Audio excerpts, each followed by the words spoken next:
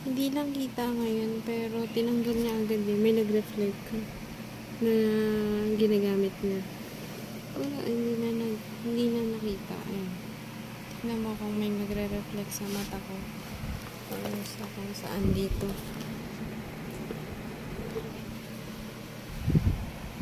Hindi niya pa rin tinitigilan.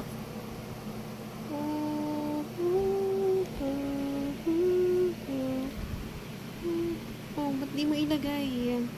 Lagay mo na, naiyak ka pa eh.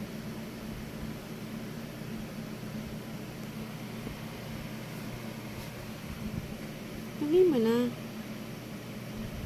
Nahiya siya, di niya na nilagay. Kasi ano eh, bukod sa ano na to, bin-broadcast niya,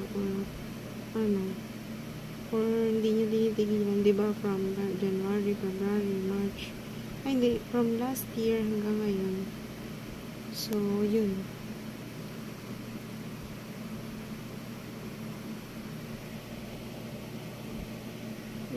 Ano na?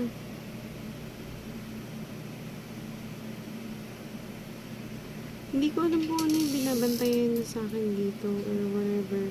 Kasi kung halimbawa na meron, makikita mo siya agad or malalaman mo agad kung inilagay mo yun sa kanilang isa-isa.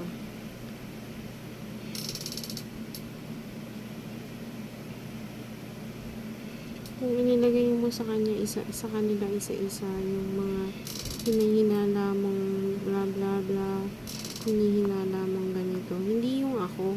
Kasi kung halimbawa na ako, hindi naman ako gumagawa talaga ng kung ano-ano. I mean, humingi pa siya ng tulong sa may ganito sa may, pinapalabas na, hindi ko alam kung ano, or kinuntsaba niya yung ano-ano yung katulad ng kanikwento ko. Ganun. Pwede naman niyang lagyan ng kung ano-ano yung hinihinala niya or whatever, or kung sino man yun. Pero ako lang yung lagi niyang pinukonterya. So, anong gagawin mo dyan?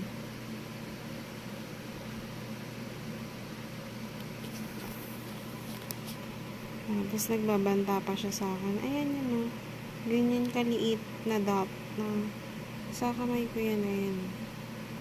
Ganyan kaliit na dot.